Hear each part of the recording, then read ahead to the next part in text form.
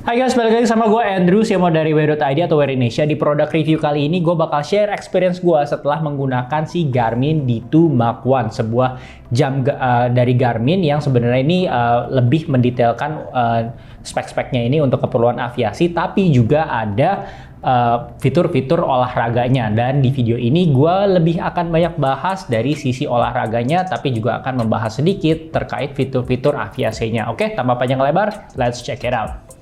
Sebelum lanjut, jangan lupa klik like, subscribe, dan tombol loncengnya, biar travelers nggak ketinggalan update-update atau review perlengkapan active lifestyle, content creator, dan traveling lainnya. Pertama-tama kita ngomongin desain dan materialnya dari D2 Mark 1. Nah, dari tampilan desainnya dan materialnya aja ini bisa dilihat ya, ini cukup premium. Nah, misalnya dari dari kacanya aja atau lensnya aja itu udah terbuat dari sapphire, dan bagian-bagian lainnya itu terbuat dari titanium bezelnya, dan ada campuran dari polimer gitu. Tapi overall memang terkesan kokoh banget, dan pas dipakai dan dipegang pun juga memang kokoh banget karena merupakan kombinasi dari titanium dan sedikit polimer di bagian case materialnya gitu. Dan untuk ukurannya pun secara diameter itu cukup besar, yaitu 47 mm.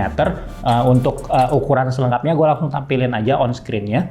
Dan untuk beratnya, kalau misalnya cuman hanya jamnya aja itu 47 gram, dan kalau misalnya semuanya nih pakai strap semuanya itu 70 gram. Dan untuk strap lebarnya itu masih menggunakan quick fit yang seperti biasa kayak Garmin lainnya. Nah, untuk ukuran dari strapnya gue langsung tampilin aja secara on screen.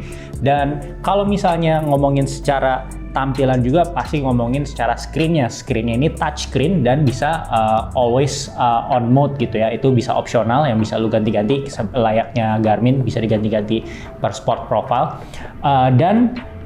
Untuk dari tampilan si screen-nya itu selain touchscreen, dia juga dilengkapi oleh layar AMOLED, jadi kayak terang banget, yaitu 416 kali 416 pixels gitu. Nah, mungkin lu pasti bingung, kalau misalnya warnanya senyala ini, baterainya seperti apa, nanti kita bahas ya di segmen selanjutnya. Tapi overall secara desain dan material menurut gue ini memang jamnya ya mentereng lah, baik dari bahan dan dari tampilan memang terkesan premiumnya tuh dapat banget. Dan menurut gue ini pas karena memang ditujukan buat teman-teman apalagi yang seorang pilot tapi juga memiliki gaya hidup aktif atau enggak yang suka olahraga.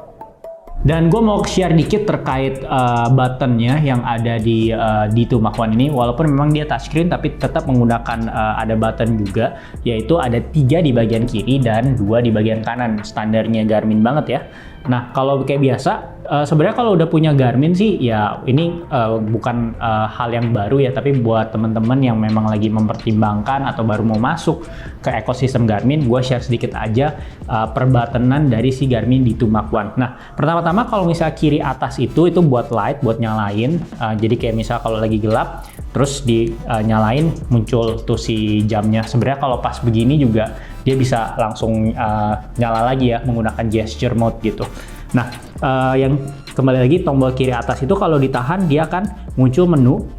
Yang menunya itu bisa lu geser-geser, touchscreen kan soalnya. Dan kalau misalnya mau back itu di kanan bawah. Nah, itu simple ya, kiri atas untuk ke menu, kalau ditahan atau enggak kalau dipencet itu jadi kayak nyala lagi jamnya, dan kanan bawah itu untuk back. Nah, sedangkan kalau yang tengah ini itu kayak seolah kan, jadi kan kalau jam Garmin itu kan ada berbagai macam fitur-fitur yang ditampilkan dalam bentuk glance widget ya. Nah, dari yang tengah ini itu lu bisa langsung mengakses ke widget-widgetnya, glance widgetnya. Dan begitu juga dengan yang tombol kiri bawah itu ya untuk navigasi atas bawah. Nah, bagaimana dengan kalau yang tombol tengah ini kalau ditahan, yang ditahan ini dia bisa untuk menyeting si widgetnya gitu, atau enggak menambahkan widgetnya, atau enggak men-setting widget yang lagi lu arahkan gitu. Jadi simple, dan kalau misalnya mau back lagi-lagi kanan bawah, simple banget.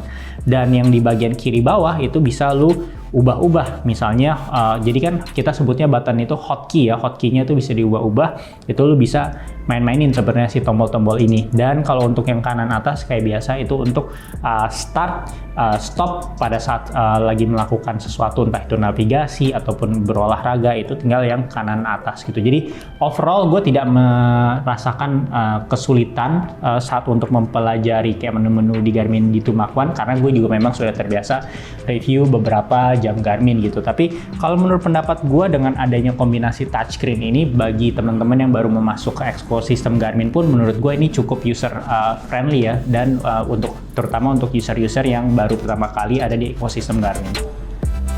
Sekarang kita ngomongin aviation feature-nya atau fitur aviasinya, yang dari awal gue udah disclaimer kalau misalnya untuk fitur aviasi gue sifatnya cuma bisa nge-share karena experience gue sangat terbatas. Gue lebih kayak sering banyak research secara online aja, karena gue belum punya kesempatan untuk mencoba jam ini langsung di atas sebuah pesawat. Mungkin kalau misalnya teman-teman yang udah coba dan seorang pilot pingin memberikan experience-nya, bisa langsung tulis di kolom komentar. Tapi ini setidaknya sedikit beberapa hasil riset gue terkait fitur-fitur aviasi yang boleh menjadi highlight nih dari si D2 Mark 1. Pertama-tama dia ada si weather report tentunya, dengan ada beberapa data misalnya kayak METAR, TAF, dan MOS, dan terus tentunya karena ini jam untuk bernavigasi di udara, dia ada map atau enggak yang disebut dengan moving map, dengan ketersediaan adanya tuh yang namanya next radar gitu. Nah, jujur gue masih terus dalam proses belajar untuk data-data seperti ini, tapi gue harap teman-teman yang memang udah di dunia aviasi setidaknya bisa terbantu dengan tahu kalau misalnya di jam ini udah ada data-data tersebut ya. Ada juga barometric altimeter yang bisa langsung lu cek dari watch face, bahkan dengan menahan salah satu bagian di watch face-nya. Dan juga ada yang namanya flight logging dan flight plan. Nah, flight plan-nya itu bisa dibuat langsung dari jam ataupun dipindahkan dari aplikasinya si Garmin gitu. Dan by the way, kalau misalnya ngomongin aplikasi khusus untuk si Garmin yang untuk aviasi ini, dia punya aplikasi khusus namanya Garmin Pilot. Sekarang kita ngomongin terkait health features-nya yang ada di D2 Mark 1. Secara overall sih gue ngerasa ini tidak ada perbedaan yang signifikan, apalagi kalau misalnya dibandingin dengan si jam Garmin yang levelnya kurang lebih mirip, yaitu si Garmin Fenix 7 gitu misalnya. Nah, pertama-tama ada health snapshot. Ini merupakan fitur yang didapatkan ada di model-model terbaru Garmin yang top tier ya. Dimana kalau misalnya belum tahu, health snapshot itu dia akan meminta waktu lu sekitar kayak 2 menit, dimana tuh lu harus diam seperti ini, dan untuk nge-measure itu tingkat stres lu, heart rate lu, dan respirasi lu. Nah, setelah 2 menit itu bakal kayak ada average-nya semua datanya gitu. Jadi kalau memang lu tipikal orang yang pengen suka ngecek kondisi tubuh lu, mungkin lu bisa menggunakan si health snapshot ini. Nah, terkait keakuratannya, gue nggak ada alat pembandingnya untuk fitur ini. Jadi kalau misalnya pengen tahu akurat atau enggaknya, mungkin lu bisa pakai semi-semi kayak pakai feeling gitu kali. Apakah benar misalnya average heart rate lu setinggi yang ditampilkan di health snapshot gitu. Jadi kalau misalnya memang lu terasa kurang lebih mirip ataupun kayak beda banget, nah ada baiknya sih kalau ada hal seperti itu lu langsung konsultasikan ke ahli kesehatan yang lu percaya gitu. Nah, terus selain tadi ada health snapshot, ya tentunya pasti ada heart rate ya, heart rate monitor. Terus tentu juga ada pulse ox. Biasa top tier smartwatch Garmin semuanya udah ada pulse ox sensor. Terus tentunya ada untuk kayak sleep tracking terkait akuratannya. Untuk keakuratannya gue cuma bisa ngomong kalau dibandingkan dengan smartwatch lainnya, tapi gue nggak bisa ngomong apakah paling tepat atau enggak karena tidak memiliki alat yang menjadi benchmark gitu. Nah, untuk untuk durasi tidurnya sih gue merasa cukup sama ya dengan realitanya, karena gue cukup teratur dalam hal tidur dan bangunnya. Jadi kalau untuk ukuran akurat atau tidaknya dari segi durasi tidur, menurut gue itu cukup oke ya gitu dibandingkan dengan jam-jam lain, karena semuanya juga average-nya kurang lebih sama gitu. Dalam hal ini gue bandingin dengan si Vertix 2. Sekarang kita ngomongin navigation features-nya yang tentunya sudah dilengkapi oleh GPS. Nah, tidak hanya GPS, karena ini salah satu top tier-nya dari Garmin. Yang belakangan, kalau top tier itu selalu ada yang namanya multi-GNSS support dan multi-band frequency support yang katanya sih untuk menambah keakuratannya. Nah, sebenarnya sih itu bukan yang menjadi si Garmin itu bukan menjadi yang perusahaan pertama, karena sepengetahuan gue udah ada beberapa perusahaan lain yang salah satunya yang gue tahu yaitu si Coros lewat si Coros Vertex 2-nya yang udah ada si multi-band frequency support ini gitu. Nanti di bagian akurasitas gue bisa ngomongin lebih banyak. Nah, selain itu di navigasi tentunya sudah ada offline map dan ada topo map yang lu bisa download.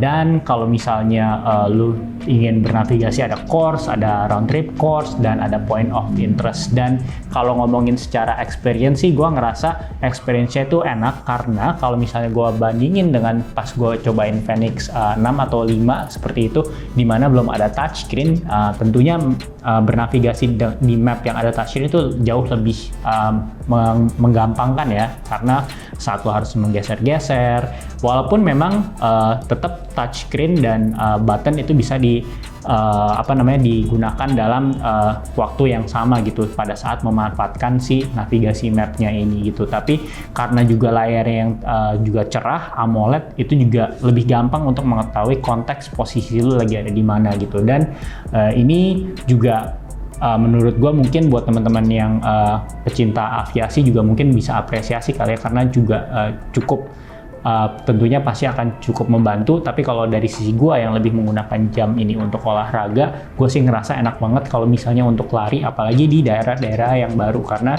untuk kayak geser-geser navigasi mapnya itu gampang banget walaupun tangan gue lagi basah sekalipun.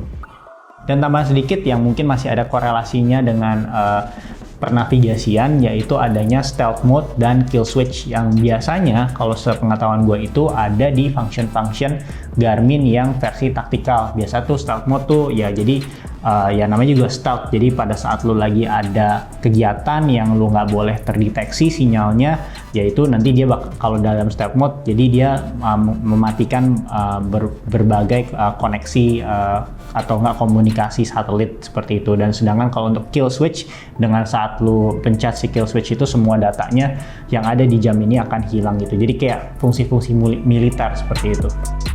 Dan sekarang kita ngomongin terkait sport and performance feature-nya, yang bagian dimana gue bisa ngomong lebih banyak ya, karena gue kalau untuk yang aviasi yang kayak tadi hanya berdasarkan research aja yang gue bisa share, tapi kalau untuk yang sport ini beneran yang gue bisa share berdasarkan pengalaman gue. Nah, pertama-tama gue mau kasih tahu olahraga-olahraganya apa aja yang secara garis besar dan yang sering ditanya, kayak lari, trail, hiking, sepedaan yang biasa atau MTB-an, dan kayak misalnya triathlon, duathlon, itu semuanya bisa. Tapi memang bukan untuk diving gitu ya. Jadi untuk kayak berenang dan open water swim aja gitu secara sport profile itu. Dan walaupun ini jam aviasi, bukan berarti kayak misalnya VO2 max, terus kayak daily suggested workout atau enggak performance status itu nggak ada. Semuanya itu ada, dan jadi lu bisa pergunakan banget nih, selain mungkin lu aviation enthusiast atau memang seorang pilot, tapi juga bisa dijadikan jam workout gitu. Bahkan kalau untuk strength trainingnya juga tetap ada auto rep-nya gitu, dimana tiap kali lu ngangkat itu bisa kehitung rep-nya gitu, walaupun dengan akurasi yang sama aja lah kayak dengan yang sebelum-sebelumnya, nggak bisa dibilang 100% akurat menurut pendapat gua. Dan fitur olahraga lainnya yang perlu lu tahu, ini juga ada animated workout yang kalau misalnya lu familiar itu ada di Garmin Venue 2 misalnya, seperti itu. Nah, itu bisa lu gunakan ya, caranya seperti biasa dengan memindahkannya si workout itu dari Garmin Connect dan play di sport profile yang tepat gitu. Nah, terus dia juga memiliki real time stamina, merupakan sebuah fitur yang relatively new. Itu juga udah ada di Tumac One, jadi real time stamina, jadi kayak lebih untuk memprediksi apakah lu misalnya lagi lari nih kayak bisa menyelesaikan nggak nih, stamina nyampe nggak nih, kurang lebih seperti itu. Sekarang kita ke bagian accuracy test yang dimana gue bakal ngetes terkait kayak heart rate-nya pada saat gue coba untuk lari dan juga untuk GPS accuracy-nya. Nah, untuk heart rate-nya seperti biasa metode gue yaitu gue menggunakan dua smartwatch yang tentunya sudah disetting ya, yang wear on the right side dan yang kan biasa tuh ada menunya tuh kayak yang nanya kayak ini wear-nya di kanan atau di kiri. Nah, itu udah disetting jadi tenang aja.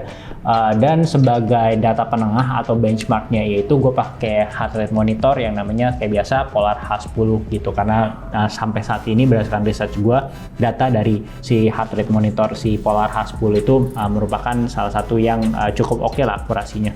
Oke, sekarang langsung kita lihat aja ke grafiknya. Ini gue udah pisahin data heart rate-nya dimana si datanya si D2 Mark 1 itu warna ungu, sedangkan si Polar itu biru, dan si Coros Wearable ini maksudnya Coros Vertix 2. Oke, kita langsung ngeliat di sini itu pada awal-awal si D2 Mark 1 ini agak cukup tinggi, yaitu 136 bpm, sedangkan si Polarnya itu 122 dan si Vertix 2-nya cenderung ada di bawah gitu.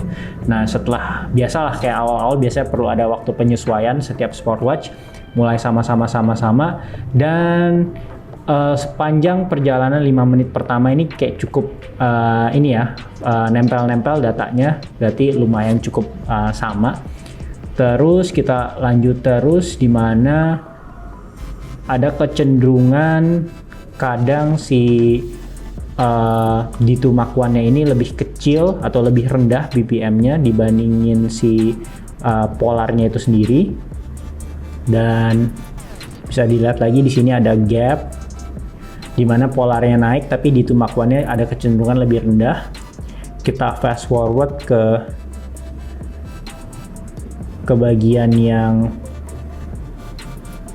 sini, yaitu dimana si Polarnya itu di tengah dan si D2 Mark 1 itu agak ada di atas gitu. Ini menjelang bagian akhir ini punya kecenderungan memang si D2 Mark 1 itu lebih di atas ya BPM-nya dibandingkan si Polar gitu. Tapi bedanya itu ya ada yang beda cukup jauh, tapi secara average ada juga yang cukup dekat gitu, beda antara heart rate yang ditangkap antara D2 Mark 1 dengan si Polar gitu. Tapi gue udah kasih lihat grafiknya, mungkin lu bisa nilai sendiri apakah ini udah cukup akurat buat lu atau misalnya kurang, langsung tulis di kolom komentar aja. Oke, sekarang kita ngomongin terkait akurasi GPS-nya yang gue bandingkan si D2 Mark 1 ini dengan si Vertix 2 karena dua-duanya memiliki fitur GPS yang kurang lebih sama, yaitu si multiband frequency support gitu. Oke, pada bagian ini sebenarnya sih gue menggunakan default mode ya, baik si D2 Mark 1 ataupun Vertix 2-nya gitu. Nah, ini data yang gue tangkep saat gue lari sekitaran 10 km. Dan ini daerahnya buat kasih konteks ke lu, ini perumahan dan ada beberapa pohon yang cukup tinggi yang mengcover jalanan tersebut gitu. Jadi kayak bisa dapat bayangan ya. Jadi kayak bener-bener bukan kayak jalanan mulus doang, tapi ada halangan-halangannya. Jadi lu bisa tahu konteksnya. Dan untuk data si D2 Mark 1 ini yang biru, sedangkan kalau misalnya untuk yang si Vertix 2-nya tuh yang merah. Oke, langsung aja sekarang kita coba zoom. Semoga udah cukup jelas ya. Ini dimana lo bisa lihat ini datanya kalau misalnya yang si Vertix 2 pada bagian ini ya, pada bagian ini tuh ada yang sedikit kayak masuk-masuk. Tentunya pasti gue nggak mungkin lari di pekarangan orang ya. Pastinya tuh di pinggiran jalan di bagian ini. Jadi boleh dibilang si Vertixnya agak sedikit agak sedikit ngaco di bagian tekukan di sini, di belokan sini dibandingkan si D2 Mark 1. Dan pada saat kayak jalan terus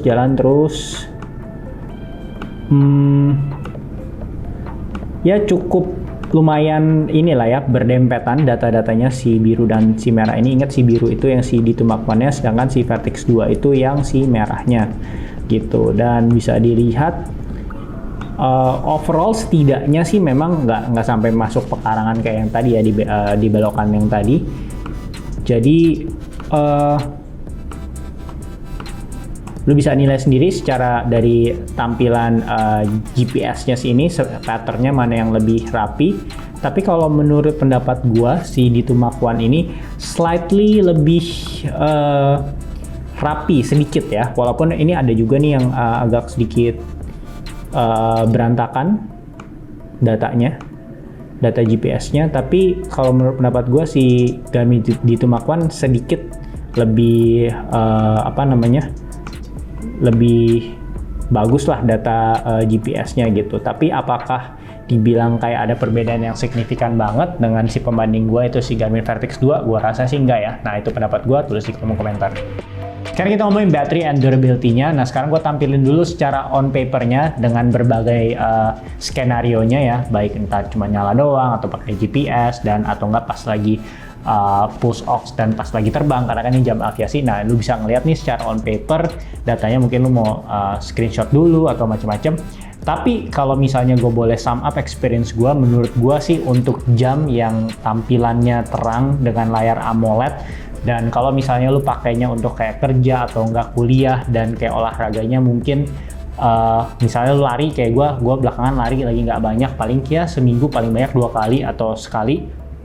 Ini secara klaim dan experience di lapangannya menurut gue nggak ada perbedaan yang jauh ya. Bener-bener gue pernah ngerasain dimana 10 hari biasanya gue kalau untuk jam yang layarnya AMOLED biasanya sih udah harus ngecas, tapi dalam kasusnya si D2 Mark I ini ya cukup oke lah, dia nggak require gue untuk ngecas gitu, walaupun gue menggunakannya untuk kegiatan sehari-hari dimana banyak notif dan kayak berbagai fitur lainnya gue tes juga gitu. Jadi untuk baterai sih kalau menurut gue antara klaim yang di on paper dan keseharian menurut gue ini cukup oke banget ya gitu. Nah sedangkan kalau misalnya untuk durability-nya jujur gue nggak pernah diving, karena memang ini jam juga nggak diperuntukkan untuk diving, tapi bisa katanya sampai 10 ATM atau enggak 100 meter gitu. Jadi kalau untuk berenang-berenang doang ini aman banget karena gue udah coba, nggak ada masalah sama sekali.